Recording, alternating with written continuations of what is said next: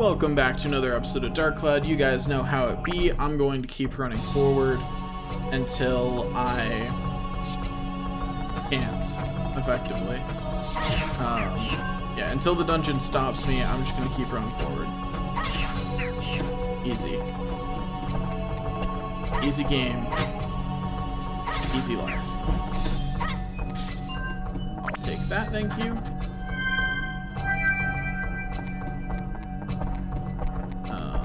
Let's see.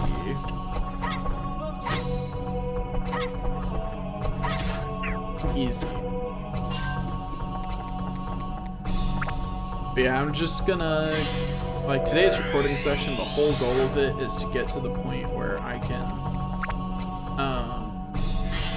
just farm up my weapons between the end of my recording session today and the next recording session, which will probably be in a week or two. At which point I will be bull rushing through the remainder of the game. Oh yeah, the trap must be poison. Hey, what's poison? Oh, is the halberd useful at all? I don't think it is. It's just yeah. It's officially a weapon that don't matter.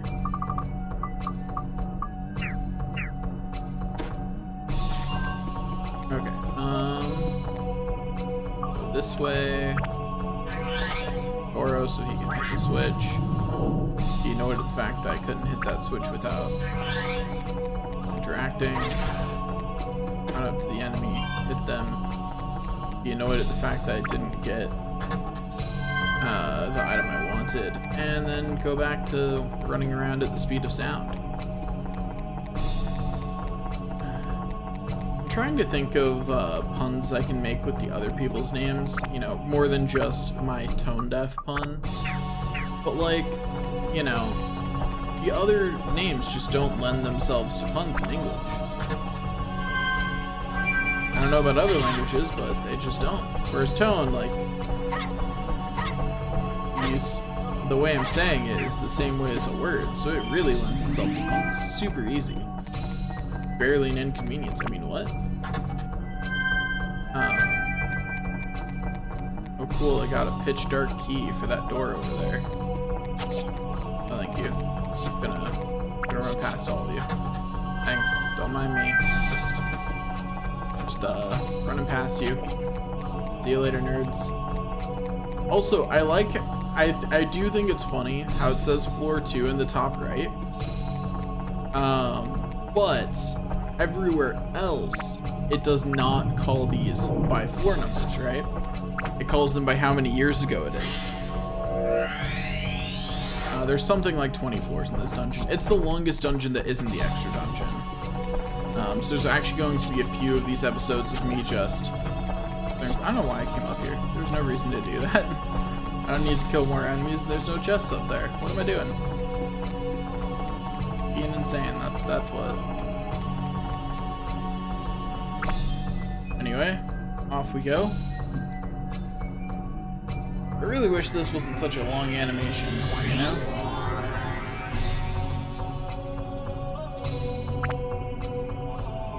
Anyway, on to the next floor. We are now... Oh, it's a limited floor too. Ew. At least it's a limited floor, we get thirsty quicker, but there's a lot of the irony is that there's a lot of these. You know what? Sure, we'll take you out with Osmond. Why not? You're a really easy enemy to take out with them, so I might as well, right? I like how Osmond can take out these guys just because they're stupid. You know, they're trying to jump away from him because they're being hit, and it's like if they just guarded, they would be completely fine. Yeah, Osmond's actually really naturally good on this floor. Like, all the enemies here are just the types that Osmond kills real easy. Alright, yeah, nothing else in this room other than the thirst recovery spot. Okay, now got another gap. Repair Osmond's weapon. Yeah, I'm just gonna use Osmond until his abs are full, you know? Oh, those just kind of self-destruct. Okay. That is a thing that they can do, apparently. I was not aware it was a thing that they can do, but apparently it is. I wasn't aware it'd be like that, but it do. Oh, there's another easy enemy defeated. So, yeah, I'm just gonna switch off of Osmond and get out of here. Stupid plant. Makes people gooey. Anyway, you got anything good? Let's see. I'm not gonna look, I'm just hitting up and down, and I'm gonna hit X. Yeah, I got the big box, and I got something I didn't need. But hey, what are you gonna do, right? You know? That's just how that one works. At least there are no locked doors on this one, so I don't have to be like looking for any keys or anything. It's actually a relatively straightforward level. Like, of the auto generation, this is about as straightforward as a floor can be, you know? Only had one side path and everything else is on one straight line, and the exit is near the other side. Like, that is literally like as straightforward as it's possible for this to be. Will you stop flying at a height I can't hit you at? Gosh, so rude.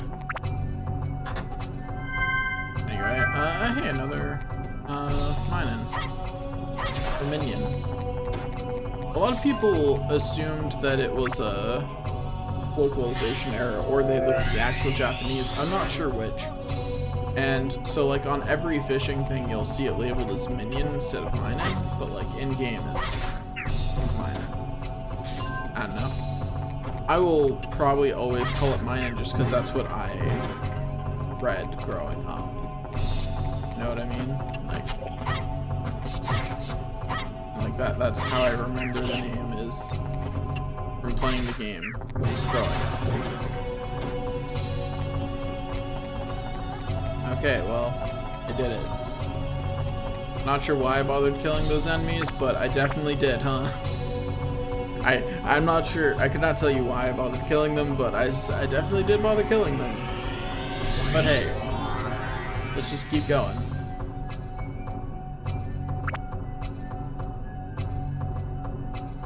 Next floor, here we come.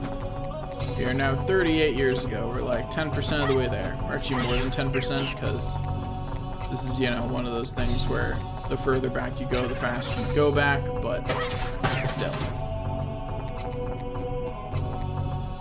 Okay. The mimic. Yeah, it's all about knowing the timing of that attack, you know? As long as you know the timing of that attack that you need to do to just murder them outright, it's really easy. Just gotta keep collecting all these Atla. Easy.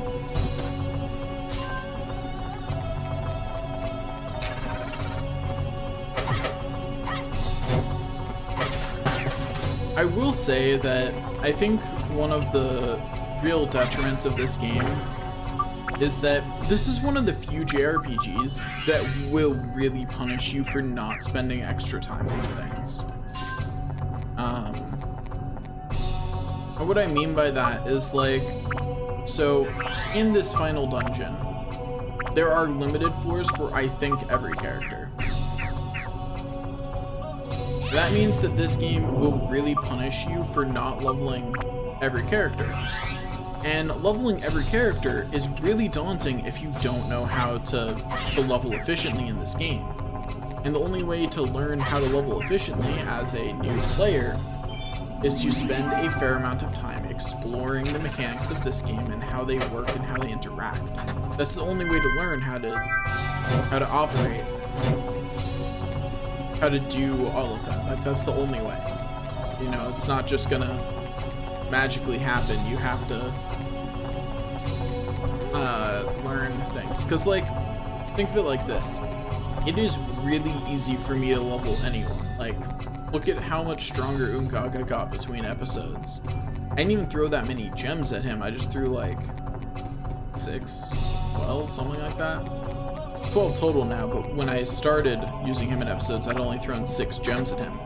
But because I knew the game really well, I knew the fishing trick, and I knew how to use that to get the gems I wanted, it was really easy for me. And so I'm sitting here with a really good layout for a really good stat layout for Ungaga, despite having only leveled his weapon 4 times. And he's good enough to make it through all the limited floors. That's way above how much stronger you normally get in 4 level ups if you didn't understand this game really well. And I will say that I think that is the biggest detriment to this game. It forces you to understand it, and that's not actually a good thing in this context. Because the way it forces you to understand it isn't very fun. Because it doesn't force you to understand in small increments.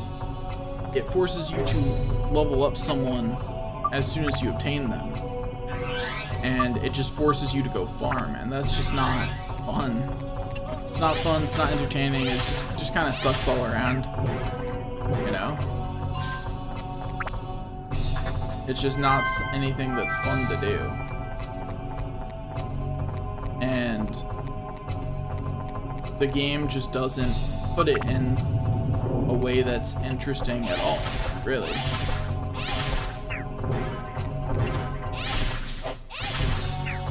Come on, give me that. Need to get out of here. I know you want to. Come on, you stupid armor. Darn it. One downside of using Ruby for this is that she's on the opposite side from Dawn.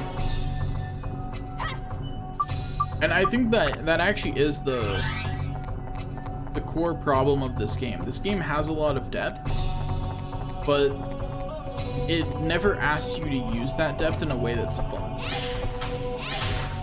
You know? There's a lot of depth to the fishing, but it's completely a side thing unless you realize that you actually need to level up. And then it's not all a side thing because it's the only efficient way to level up.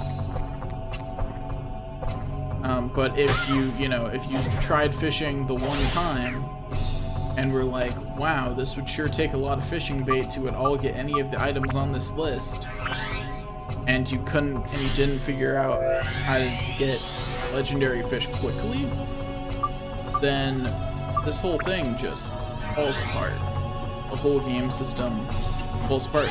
It's fundamentally, it's a problem of, it's asking you to do exploration, but it doesn't give you any reason to until you hit a difficulty wall. It doesn't make the exploration inviting or give you any reason to. And I don't actually think Dark Cloud 2 fixed that in its entirety. I think Dark Cloud 2 just didn't ask you to do as much. And like, that's how it got around it. And what I mean by that is like, there's only 2 characters in Dark Cloud 2. There's only 4 weapons in Dark Cloud 2. And you have to use each character. There are still limited floors like that. There aren't really any limited floors that I remember where you have to limit yourself to one or the other of their weapons. All of those kinds of floors are optional. They're floor challenges, which are a cool thing that they added. And I actually really like floor challenges because they're an optional, interesting way to have the player be looking for exploits in the system, because they know that they exist, and that's how that gets the player more interested in exploring the game systems, is because they know that there are exploits, because there are challenges that you need to learn the exploits to do. And because they're optional, it doesn't feel like, oh, I can't keep playing the game. It's like, oh, let me try this challenge for a while, and if I can't figure out how to do it, I'll just go back to playing the game for a bit and it'll be fine. you know, I'll just go back to playing normally for a while. And I think that's a really good balance. It's why optional challenges are so important. Also, the fact that, like, Dark Cloud 2 just rewards you a lot more for stuff, which gives you a much better idea of what you should be doing. Which I think is that's one of the core problems with Dark Cloud 1, is it never rewards you for exploring its systems. It just punishes you for not exploring them. Whereas Dark Cloud 2 constantly rewards you for exploring its systems, and then punishes you for not exploring them if you know, really don't. But that's pretty rare.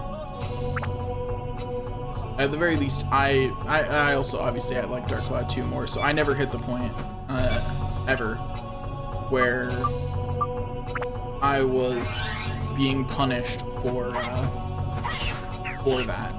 Like, that just never happened. I was never punished for not exploring the system enough, because I had always explored the system enough. Yeah, just keep running into enemies and just hit them with my sword and then move on, you know? If Tone's father really wanted to leave me a sword and have me use it, he should have left it at my house, you know? Instead, he left me a dinky dagger. So, really, whose fault is it that I'm not using the sword he gave me? You know? It's not mine. I don't care how much sentimental value there is on that sword. I'm not risking my life to use it, and it's bad enough that I would actually be risking my life to use it. Which is actually, I think, the problem with every one of the legendary weapons they give you, except for the Serpent Sword. The Serpent Sword's the only one that when you get it is strong enough that it could maybe be useful to you. Oh, hey, I got a scorpion. Means I don't have to get it through fishing, at least. It's still useful. Okay. Yeah. Going to keep on keeping on. Okay. This? Heck yeah. Get more Atla.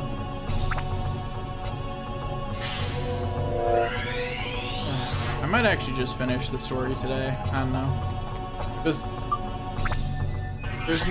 I have a higher chance of getting certain things after in the extra dungeon, so it might be beneficial to me to do my leveling in the extra dungeon. But I haven't decided yet. Also, I don't remember, is the last boss able to fly or not? Considering the genie's usual flight things, there's a decent chance of that. Which would mean that Osmond and Zhao would be the only ones that could reliably hit it. Because while Ruby can also technically hit flying enemies, her projectiles are significantly slower in the air. So, you know, not very reliable for actually hitting enemies as they fly. Oh man, got that map. Ooh man, it revealed so much. I know where the exit is now. Anyway, there's that. Let me just... I knew one of these chests was probably real. Not that it had anything in it I really cared to get, but hey! You know, I'm doing my best out here. Okay, let's go. Off we go.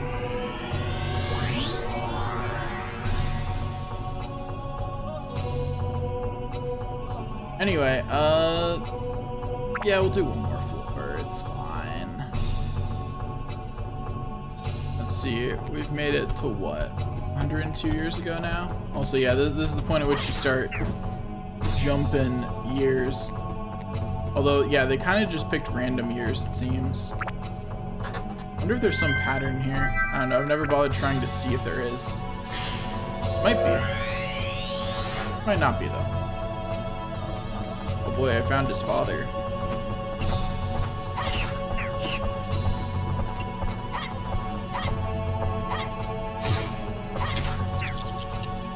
Easy. Hey, there's that, so I can now officially ignore the rest of the enemies on this floor. Don't need to fight them anymore. They are now safe to just run past. Only care about chests now. Only care about actual chests now.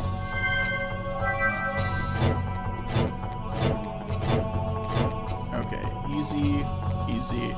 Honestly, aside from limited floors, I could absolutely beat the rest of the game with just Tone and it'd be fine. Which I think is, you know, that's kind of funny to me that, like, I'm at the point where I could just run through the rest of the game.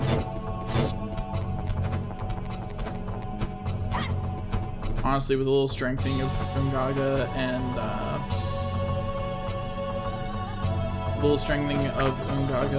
Osmond, I could probably legitimately just beat the game. Wouldn't even matter. Okay, let's go. I keep on running. There we go. Boy, Matt, no thank you. No thank you. I will have to decline your generous offers of biting my face off. I unfortunately have places to be just this moment, so once again I have to unfortunately decline your generous offers. And there are so many offers. So many people want to bite Tone's face off. It's impressive, really. Also, I'd just like to point out I went through like 6 floors this episode. Easy peasy. If I keep going through 6 floors an episode, that's actually really good to go that fast. Like, I want to be going that fast because the last area is 100 floors long. So, yeah.